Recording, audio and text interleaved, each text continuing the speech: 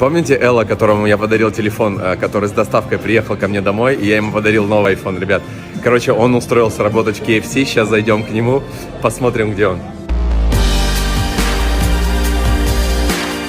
Это он? Это он? Это ты, братка? Я не сразу его узнал. А ты что, в KFC ты работаешь? Ну да. И что, нормально? Хорошо все? Да. Че? Через него пишите. Братан, смотри, короче. Вариант есть, понял? В Дубай слетать хочешь? Да? Конечно, да. Я тебе сейчас даю шанс поменять свою жизнь, понял? Вот, чтобы ты в дальнейшем, ну, не в обиду ребятам, ну, там, ну, не в KFC работал, короче, а нормальные бабки поднимал. Готов поменять свою жизнь?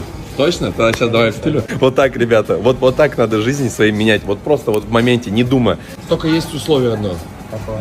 Короче, если у тебя есть загранпаспорт, то ты сейчас прямо вот так вот перелазишь, короче, здесь, и мы все уходим. Готов? Сейчас, смотрите, вот так вот делается история просто. История на ваших глазах.